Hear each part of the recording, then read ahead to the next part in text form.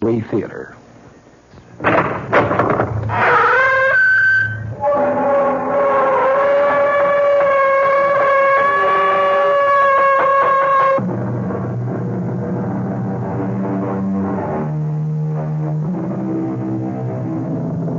Come in. Welcome. I'm E.G. Marshall. How nice to see you again. It's good to know that you've become a regular visitor. And since you're such a good customer, it's only fair to warn you that the story you're about to hear may be a little bit more disturbing than most. If the sounds of a woman screaming in utter terror unnerve you, then perhaps you may not want to listen to a tale called Where Fear Begins. It's a story about exactly that, fear.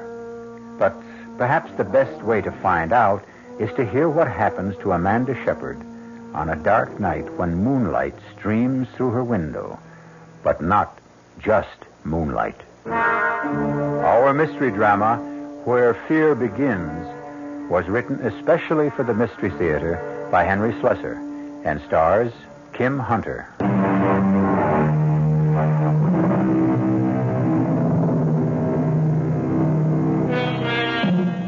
The night is still and peaceful in the small town known as Manassas Valley. Most nights are peaceful here. And one person who enjoys that stillness is Miss Amanda Shepard. The big city is only 50 miles away, but for Amanda, it might as well be 50,000. But there are many ways to shorten distances. And tonight, something is going to happen that will destroy the peace and stillness of Amanda Shepard's life.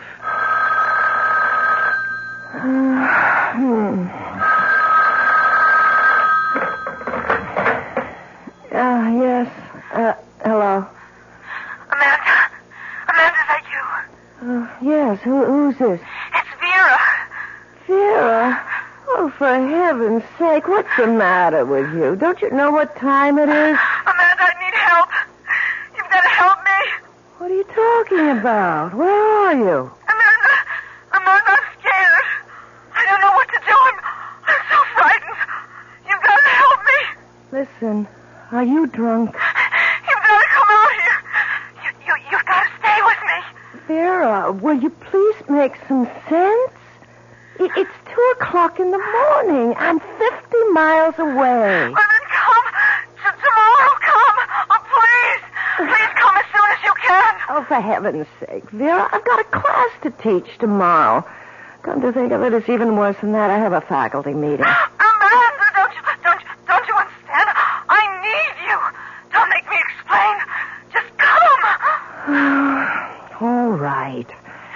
Look, I can't promise when I'll be there exactly. Where are you staying? Vera? Vera, what's the address? Did you hear me? Vera, are you still there? Vera!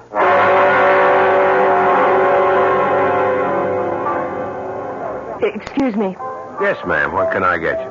Nothing, thanks. I was looking for the manager. So are his creditors. Well, maybe you can help me. Have you worked here long? Truth is, I don't work here now. I'm what you might call a guest bartender. Oh, I see. Tell me anyway. Well, I'm trying to find someone. I know she no longer works here. She told me she quit her job about 2 months ago, but it's the last bit of information I have about her. Now, who is her exactly? Her name is Vera Shepard. Do you know her by any chance? Nope, I can't say I do. Well, she called me last night and sounded as if she was in trouble. I'm almost tempted to call the police, but knowing Vera could just be some of her melodramatics. Well, thank you anyway. It's okay. Hey, wait a minute. Yes? This Vera Shepard, is she blonde, pretty, about your height? Yes. There's a girl I met in an encounter group last month. Her last name was Shepard, but her first name was Roxanne. Roxanne? Well, that could be her. She always hated the name Vera. She was always threatening to change it. Look, have you any idea where she might be living? Sure. She lives with me. What? In the same rooming house. Upstairs. In indescribable squalor, I might add. What's a nice lady like you doing with a friend like Roxy? She's my sister. Ouch. Well, excuse me, I think I'll go see if I can pry my foot out of my mouth. Wait a minute. Where's this squalid rooming house of yours? Number 9 Hudson Street, near the river. If you see a bum sleeping in the doorway, that's the place. Hey, you weren't thinking of going there now. Of course. It's not a good idea. Now, you can't go into a neighborhood like that looking the way you do. What's wrong with the way I look? Wait a minute. My friend Tony will be back here in 5 minutes to take over the bar. I'll go with you. Look, I'm sure I can find it alone. There's some pretty bad customers around there. Well, they don't look any better here. You can trust me. Underneath this dirty shirt beats a heart of pure soap. Well, all right.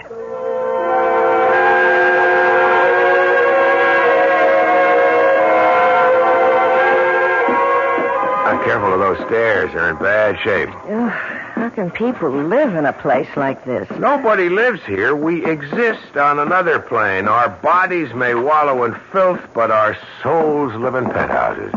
Is that what you learned in your encounter group? Well, here's her door. The grand portal of the Princess Roxanne. She has a radio on. I hope that isn't all she has on.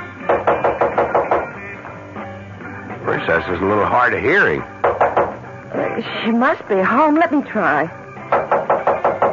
Vera? Vera, are you in there? Might be asleep or stoned. Maybe she just went out and left the radio on. Look, I'm terribly worried about her. She really sounded dreadful. She said she was frightened about something. I could always break the door in. It's pretty flimsy. Do you think we should? Just say the word. All right. Please. That's the word. By the way, what did you say your name was? Amanda Shepard. My name is Kurt Davies.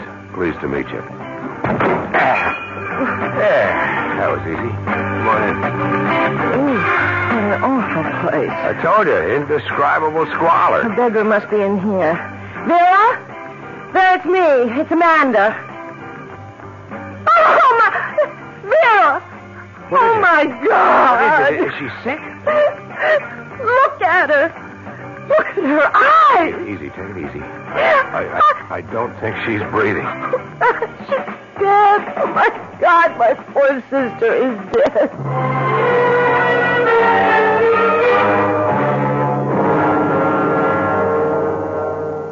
All right, Miss Shepard, if you think you can talk about it now, let's get a few of the facts straight. There's only one thing you have to get straight, Lieutenant Derrier. Somebody did this to my sister.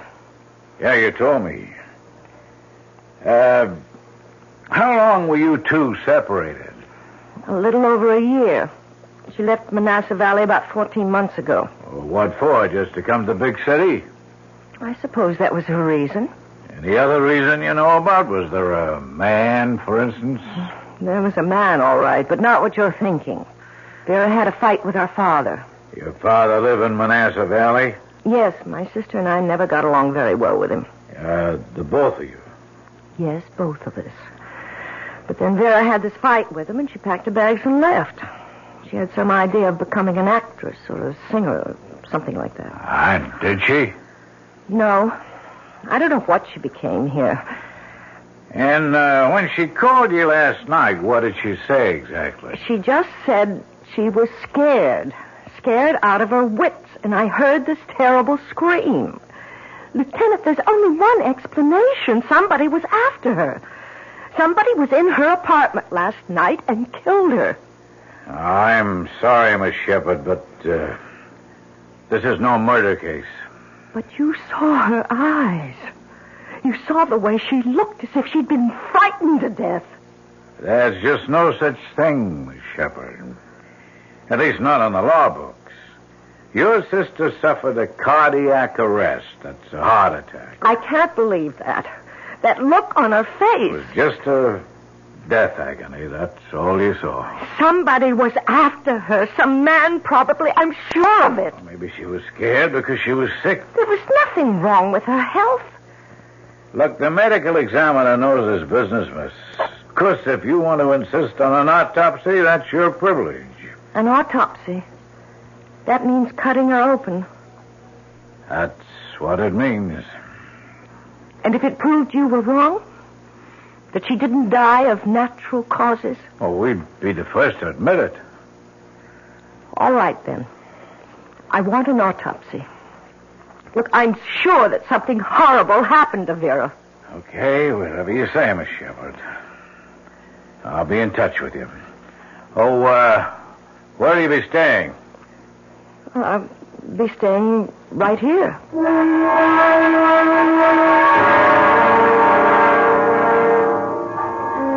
I just don't see how you can live in that place. Well, the rent's been paid until the end of the month. There's no reason I should stay anywhere else. Thought you had a job in Manassas Falls. Manassas Valley. I do have a job. I teach school. I've already asked for a leave of absence. Look, I'm not leaving here until the police do something about this. You may have a long wait. It doesn't matter how long. I know something happened to my sister, and nobody seems to care. Listen, I'll be taking care of the bar for another couple of hours. Why don't I meet you later for a drink or something? No, I have to get home. I have to call my father, and I have to get some sleep. I'm so dreadfully tired. Okay, but if you need a friend, remember, I live 1 floor away. Yes, I'll remember.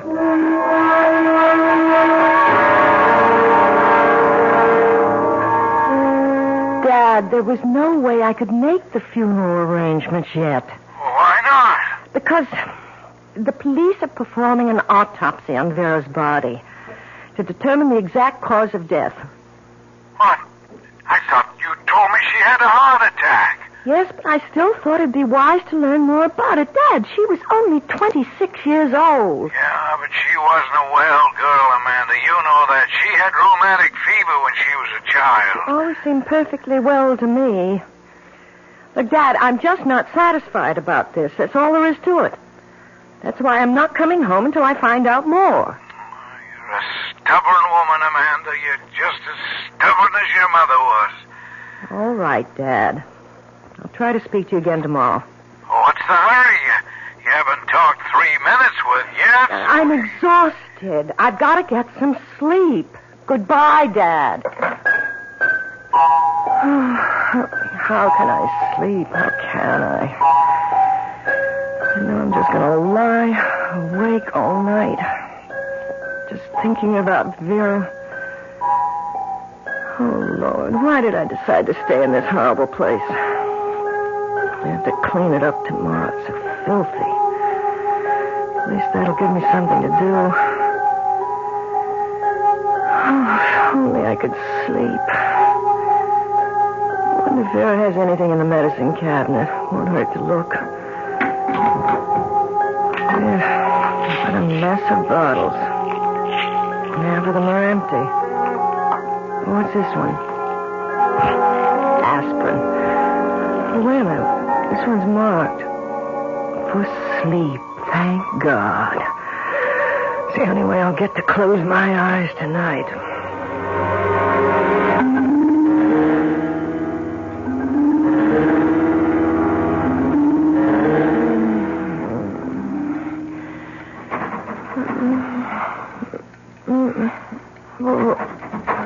What is it? It sounds like someone at the door. At the front door. Well, 1 minute. All right, I'm coming. I can just find my slippers. Who is it? Oh, my God, who's out there? Who is it? Who's out there? Go away! Go away! Whoever you are, go away! The door! Locked, broken. It's coming in here! Oh, God, it's coming in! Ah! Oh, dear Lord, help me! Help me, somebody! Ah!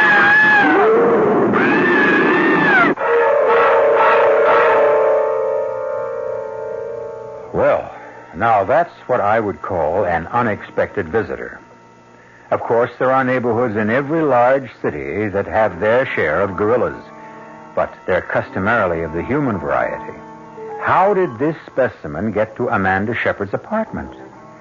I'd be glad to tell you, but That would be spoiling the surprises that...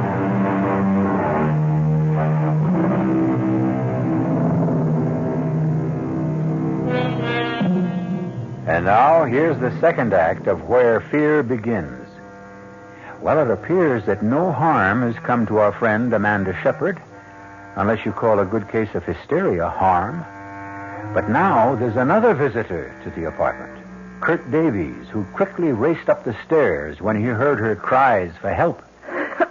I saw it. I saw it. So help me. I saw a gorilla, an ape. I don't know what you call it. Sure you saw it, Amanda, but in a dream. I know the difference between a dream and reality. It was a real gorilla. It broke the door in. No, honey. I'm the one who busted in the door, remember?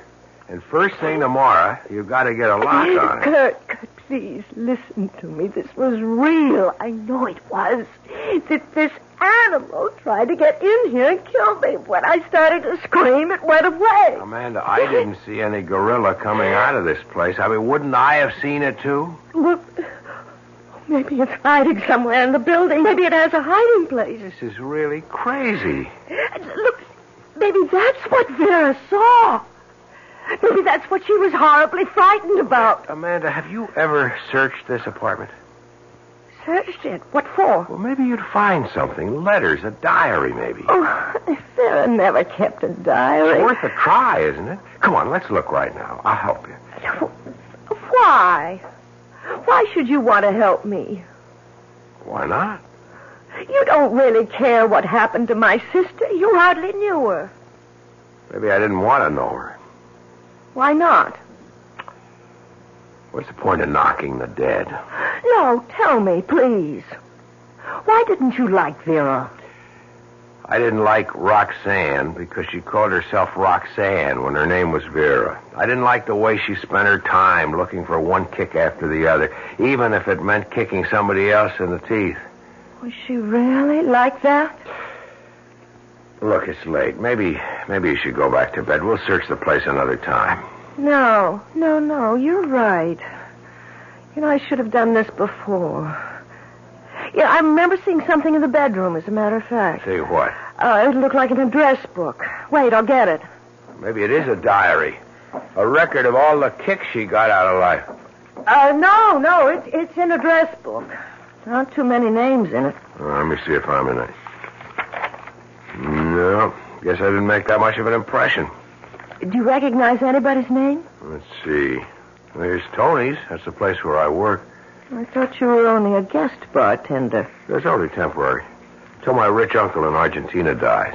That is, if I have a rich uncle. Wait a minute. What'd you find? Are you sure your sister was healthy? Well, my father doesn't agree, but I think she was, yes. I mean healthy in the head. Ever occur to you that the call she made to you that night was just, well, that she might have been wigging out? Oh, no. Look, I'm sure Vera wasn't crazy. Well, the reason I ask is she has Dr. Swaley's number in her book. Who?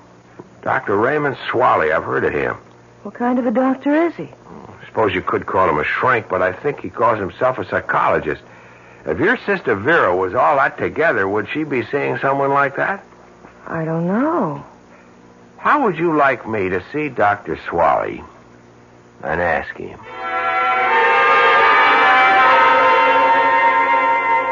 No, the name isn't familiar, I'm afraid. But I won't trust my memory. I have a book that my secretary keeps for me. She might have called herself Roxanne Shepard. It's a very neat alphabetical book. Miss Riegelman tends to be a little compulsive about her record keeping. I'll have to explore her subconscious one of these days. No, there's no one of that name who was my patient. Maybe you knew her personally. Oh, I'm quite sure I didn't. Yeah, but your name was in her address book. She might have heard about me. You mean she might have taken down your name but never called you? That's possible, isn't it? I guess so. How old did you say the girl was? 26. Pity. And the cause of death? They called it cardiac arrest, but her sister doesn't believe it. She insisted that an autopsy be performed. Was it? Yes. And the result? Negative. It was heart failure, all right. Well, then, why isn't the lady satisfied? Because she still thinks that people can die of fright. Pure and simple fright. What's the use of my staying any longer, Kurt? I'm just packing up Vera's things and leaving. You want me to help you? No, I'm just taking everything that belonged to her, not even trying to sort it out. Don't forget the stuff in the medicine cabinet. I'll bring it to you. Most of the bottles are empty. So I see, but this one isn't. What's this, Amanda? Sleeping pills. I took one of them last night. Hey, wait a minute. Let me see that again. Kurt, look. The label. How about it? It says Dr. Swally. What? You said that Swally denied that Vera was his patient, yet he prescribed these sleeping pills. Are you sure? Well, see for yourself. Well, what do you know? Now, why would he lie about something like that? I don't know. He must be hiding something. And I have to know what it is. Yeah, but how? If he lied to me once, he'll lie again. Look, what if I went to see him? But I told him about your being Vera's sister. What if I didn't go there as Vera's sister? If I went as a patient?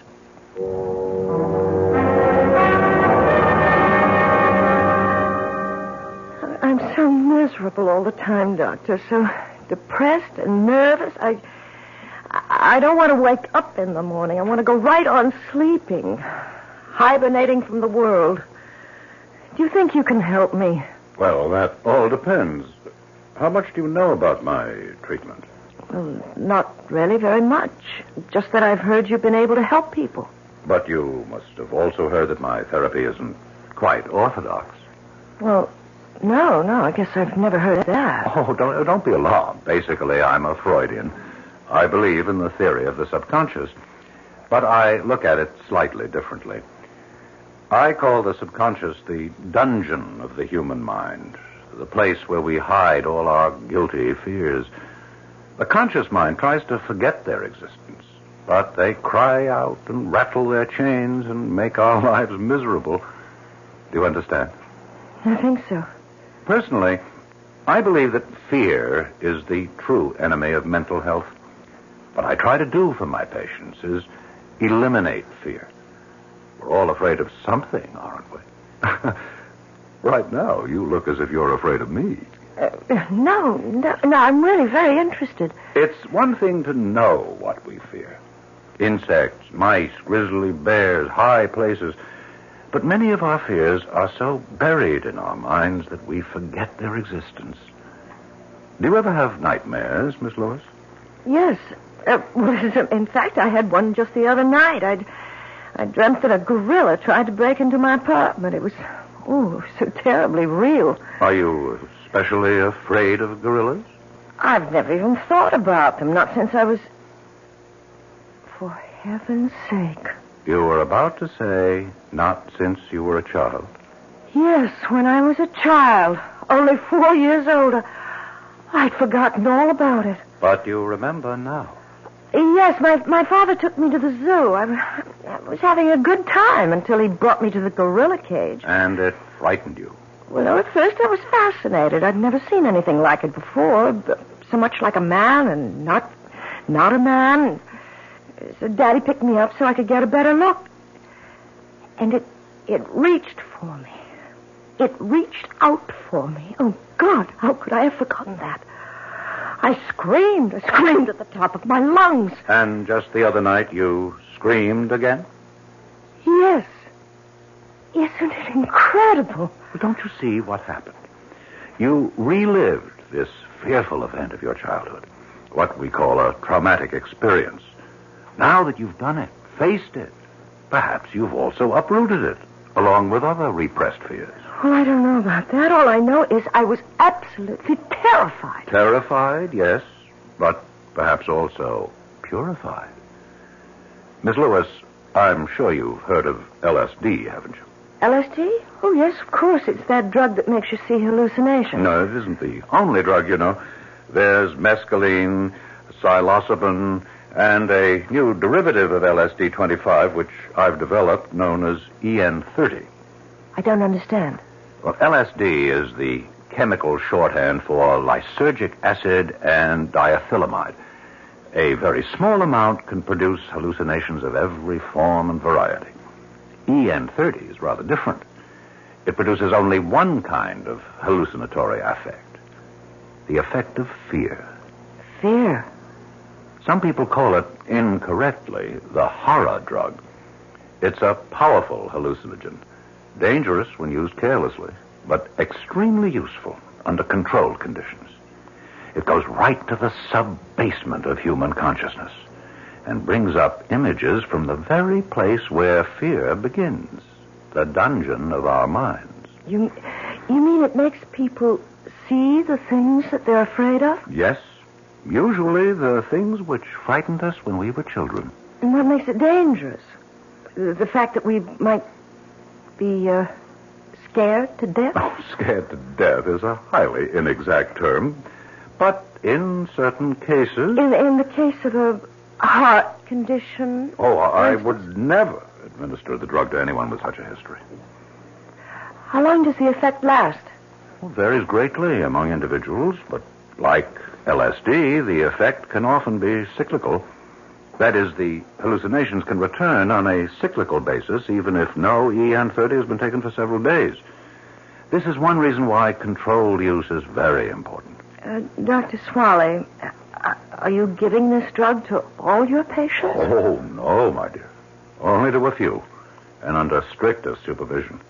And, of course, with their complete understanding and agreement. I see.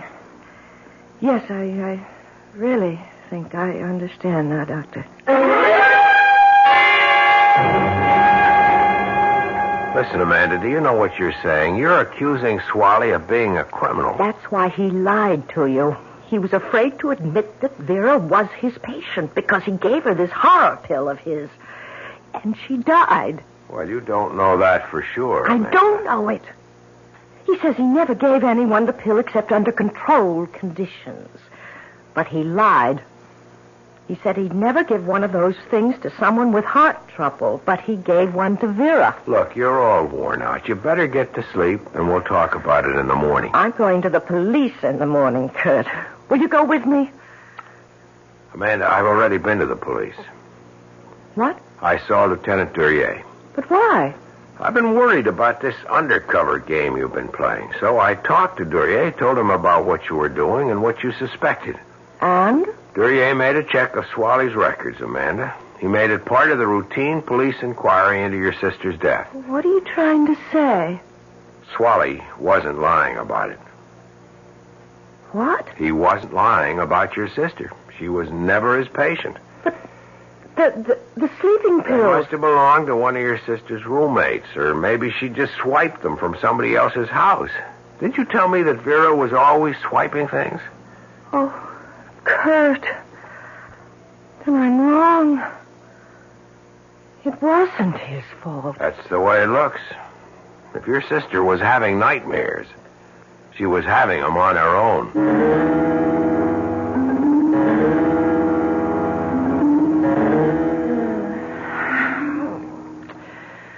Oh, it's so warm in here. It's too warm to sleep. I've got to open that window or I'll suffocate. It's so hard to open. Oh, there. Whew, that should help a little. What was that? Oh, good Lord. Oh, good Lord, something flew in here. It's right in my room. Ah! It's not a bird, it's a bat! It's trying to get in my hair! Ah! It's in my hair! It's all tangled up in my hair! Ah!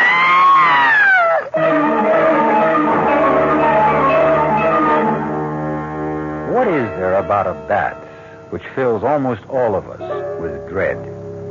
Is it the cape-like wings, the rat-like face, the raking claws, the terrifying screech of their voices? Can anyone blame Amanda Shepard for the cry of horror she emits when that winged monster comes flapping into her room?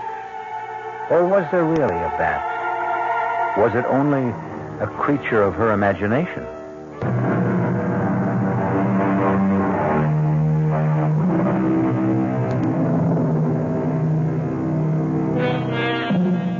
Amanda Shepard has had another nightmare.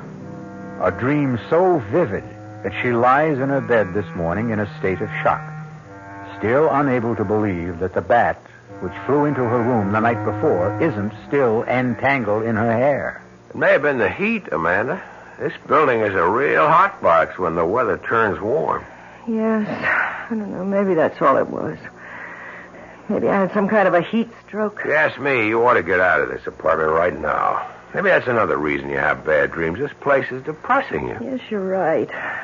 There's no point in my staying here anymore. The police have proved that, haven't they? You just have to accept the truth. Your sister died because she died. And I guess that means I should go back. Doesn't mean you have to go back to Manassas Valley. Listen, have you ever thought of teaching right here in the city? We've got an awful lot of kids here who No, Kurt. No, it's time for me to go home.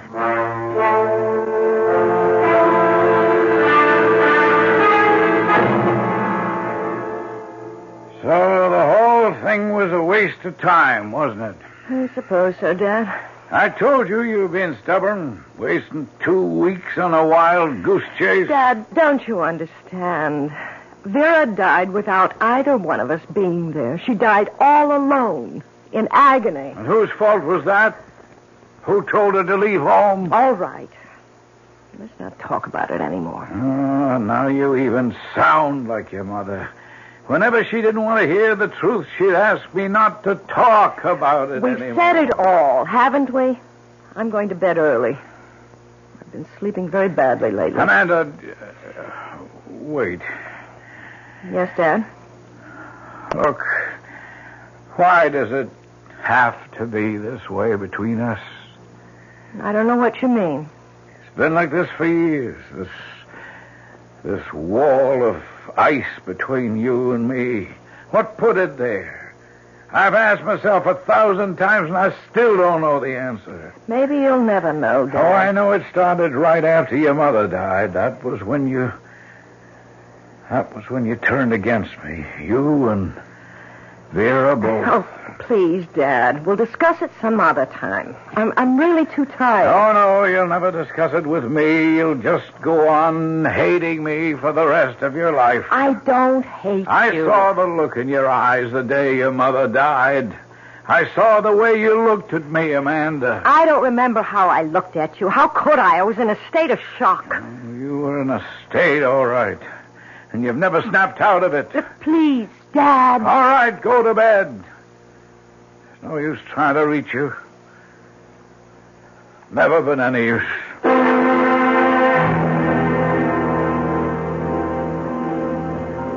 Hi, handsome. Hey, this is turning into a permanent job for you, isn't it? I guess I'm just a natural-born bartender, that's all. What can I get you tonight? Well, how about a Manhattan?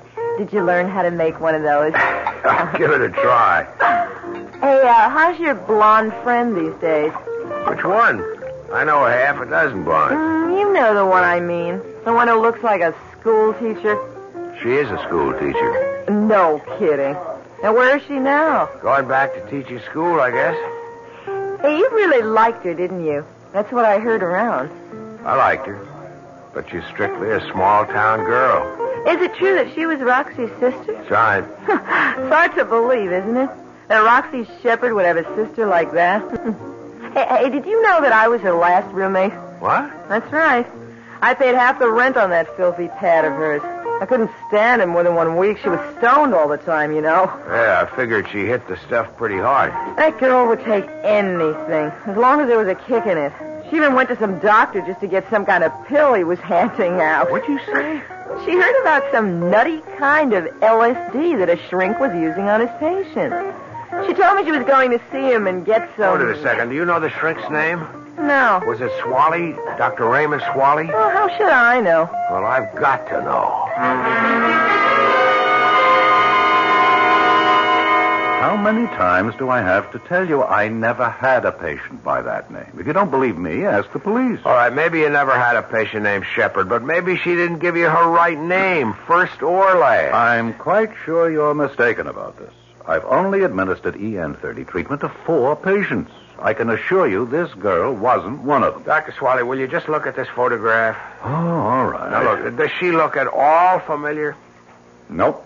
I never treated her. Look carefully. It's a professional portrait. She thought she wanted to be an actress, and she's pretty heavily made up. Never saw this woman before. Well, I guess I'm wrong. All right, Doctor. Sorry I bothered you again. Wait. Just a minute. Something come to you? She does look familiar. She wasn't a patient, but I have seen her before. Where? Right here in my office. She came in without an appointment. That's why there was no record of her. She just sat outside and waited. And did you see her? Just for a few minutes. Just long enough to realize that she wasn't interested in therapy. All she wanted was the drug. EN30. I told her that I wouldn't accept her as a patient, that she wasn't nearly stable enough. I gave her a prescription for a mild sleeping compound, nothing else. But then... Then what? Well, I don't know this for certain. I could be mistaken about it. Well, what, Doctor? I always suspected that she might have been the one who stole those pills. Wait a minute. Are you saying that Vera Shepard stole some EN30 from you? I can't prove it. It wasn't until days later that I missed them.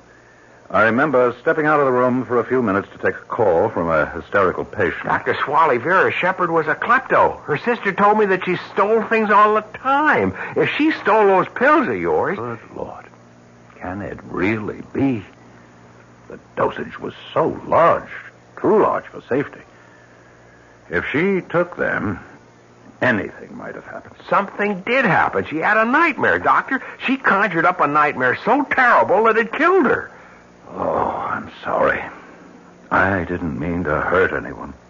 You know that wasn't my intention. Oh, wait a minute. You did say that you gave her a prescription for sleeping pills. Yes, I did. I doubt that she ever filled it. It was the EN30 she really wanted. Then what was in that bottle? What were the pills her sister took? Her sister? Dr. Swally, I've got to get to a telephone.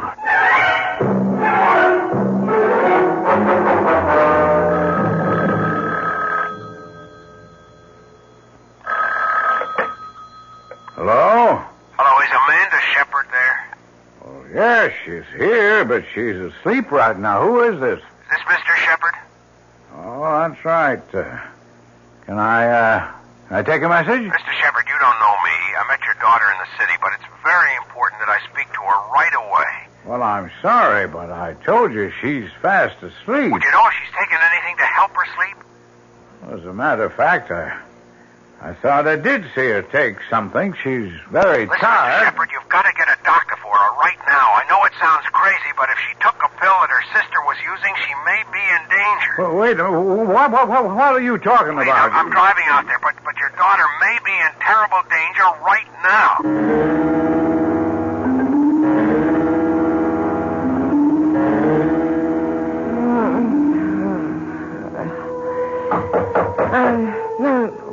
Who is it? Who's there? It's your father, Amanda. Let me in. Dad? The door's open. I can't open it, Amanda. You'll have to open it for me. Oh, all right.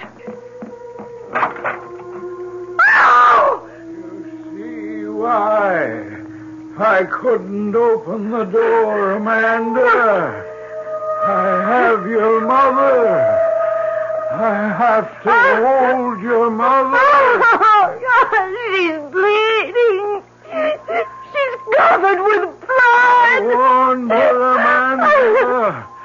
I said I would kill her one day. And now I've done it. I've killed your mother.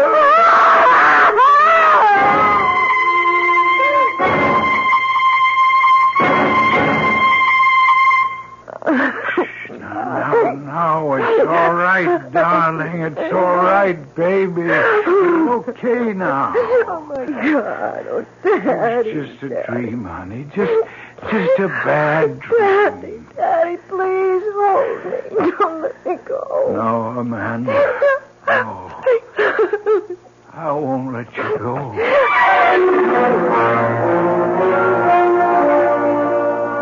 what Dr. Swally told me himself, Amanda. He's discontinuing the use of EN30. Says it's far too dangerous to take any more chances with. Frankly, I think he's right. Kurt, do you know what my sensation was? What? I saw my father walking into the bedroom, carrying my mother's dead body. Ouch, that must have been pretty grim. Well, the strange part is, it reminded me of something. Something I'd forgotten a long time ago. What was that? When I was a little girl, I used to hear my father and mother arguing downstairs. Fighting with each other night after night. Well, I was so afraid. Well, it's understandable. But you know what I was afraid of? I was afraid that my father was going to kill my mother. That's an awful thought. Well, it wasn't true, of course, but it was a fear that stayed with me all this time. But now I feel as if I can get rid of it. Kurt, I know it sounds crazy, but wouldn't it be something if it turns out that Dr. Swally had the right idea?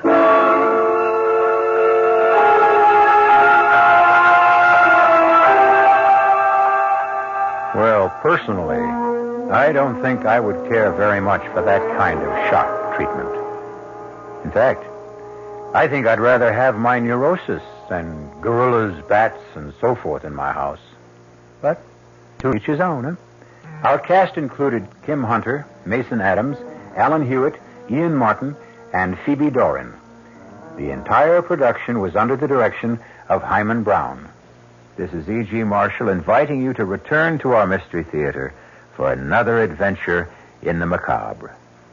Until next time, pleasant dreams.